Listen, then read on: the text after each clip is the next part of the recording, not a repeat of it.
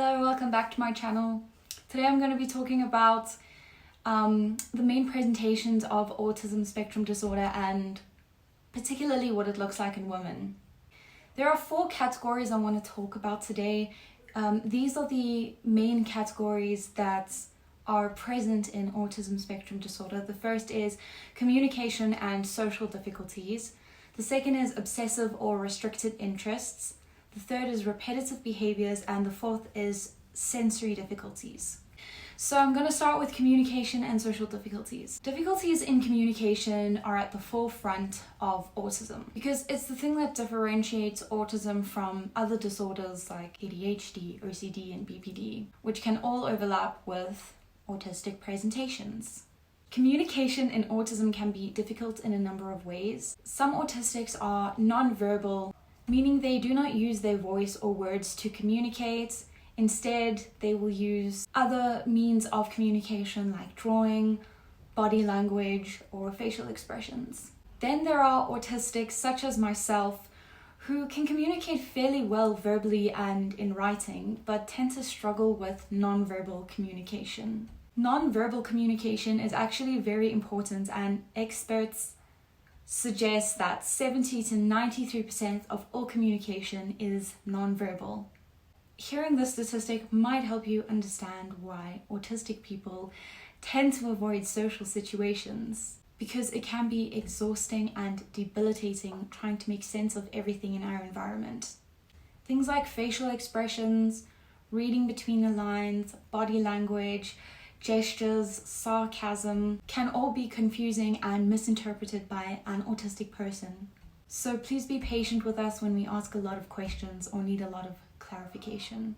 Communication is also tough because of social expectations like eye contact and social emotional reciprocity. Eye contact is very uncomfortable for autistic people, and I'd almost describe the feeling as someone looking at me naked. That's why you'll notice we tend to look everywhere but in your eyes. The wall, the floor, your shoes, the ceiling. In saying this though, girls tend to make better eye contact than boys, and this is due to masking. Masking is when we behave a certain way that is not first nature to us, but is the socially accepted way of behaving, such as making eye contact. So you might actually meet an autistic person who makes good eye contact. Chances are though that they feel super uncomfortable and they've just had a lot of practice, because that's what you're supposed to do. You also might meet an autistic person who makes too much eye contact. You'll notice they stare deeply into your eyes like they're looking into your soul, and it's super uncomfortable. But that's because they have no idea how much eye contact to make. Is this too much? Is it too little? Where the hell am I supposed to look? We have no blooming idea. The last thing I want to touch on in this communication section is social emotional reciprocity. Due to our difficulty reading non-verbal social cues, we're probably going to come across as obnoxious or self-centered at some point. This is because we have trouble with back and forth conversation.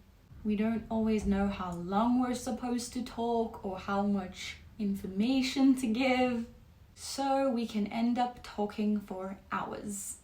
And because we can't really recognize disinterest in others unless they verbally tell us, we're unlikely to stop.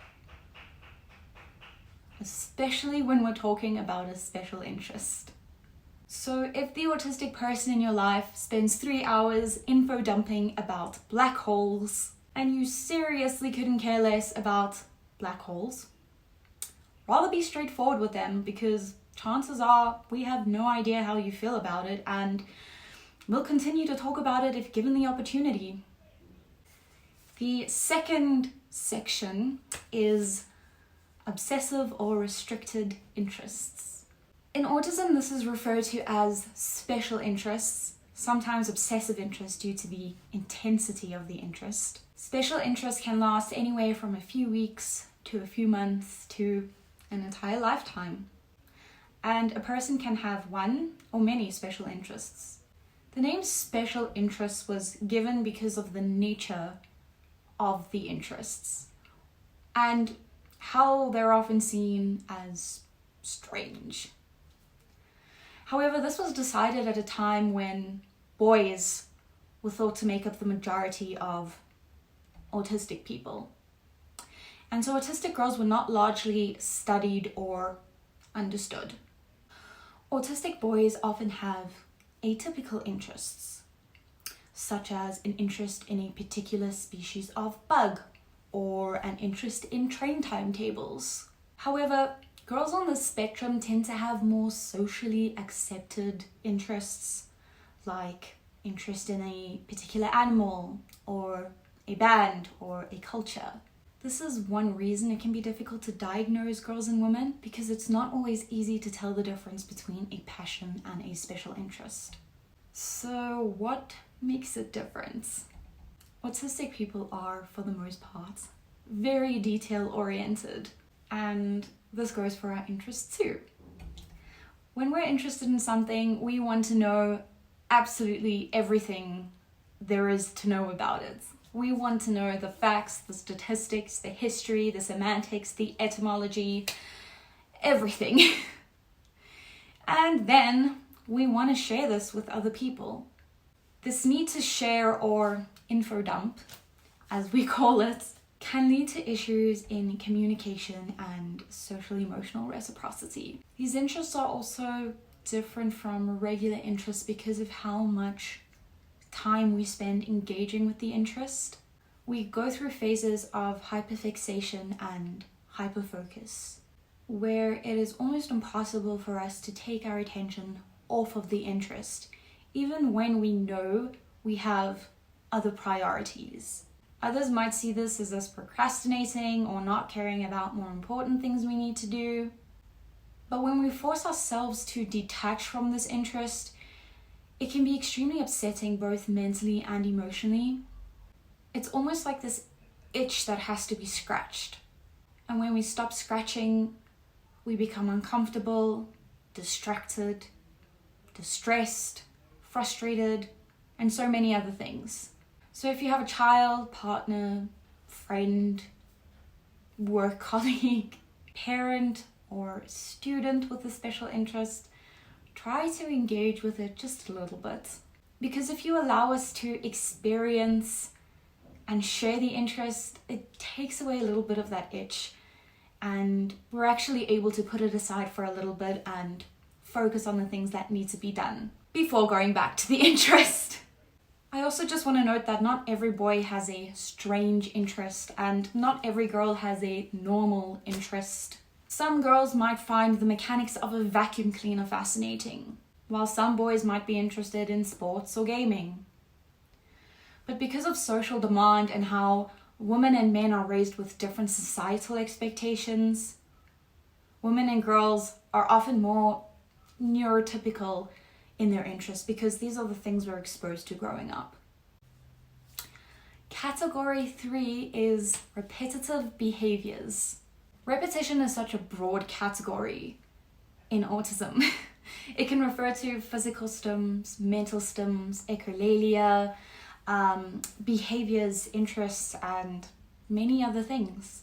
Stimming is something you've likely done too, even as a neurotypical. Have you ever been nervous for a job, or anxious for a first date? Did you perhaps bob your leg up and down or bite your nails?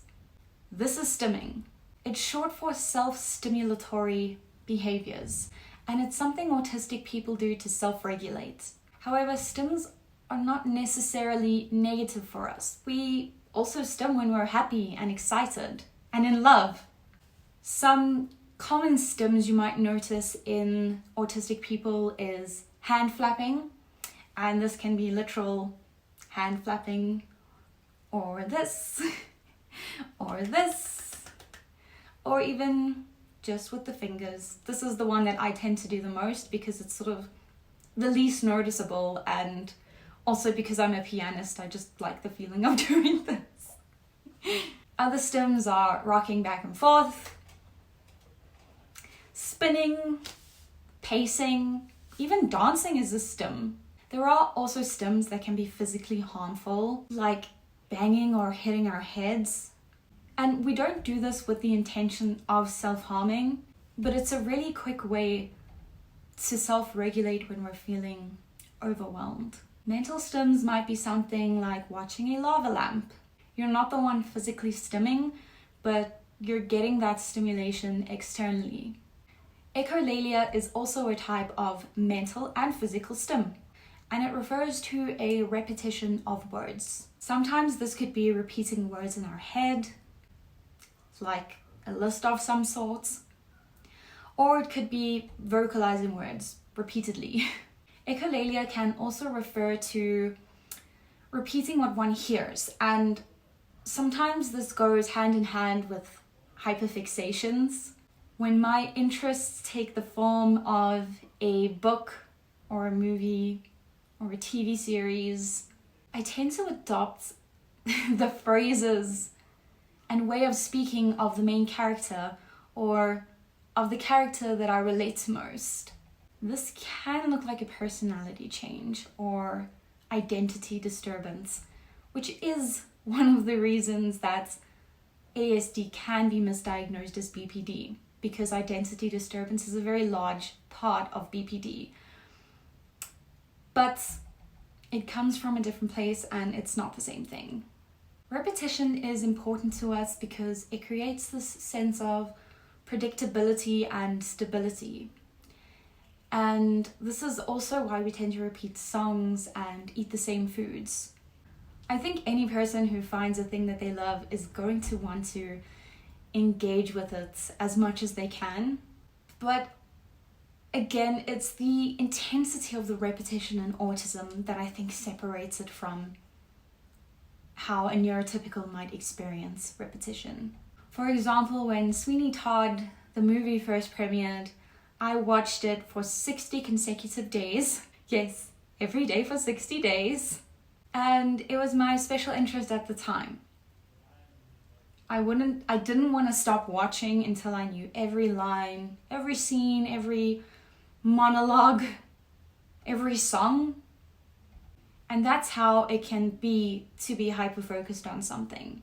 I've also been listening to the same 8 songs since May, on repeat, every day, while I'm cooking, cleaning, bathing, at the gym, multiple times a day for 4 months, the same 8 songs. And every time I listen to it, it's a dopamine rush. I have no idea when those songs are going to change, but for now they bring me immense joy and calm. So I'm gonna keep listening to them. Alright, we are at the 4th and final category, and this is just for this video.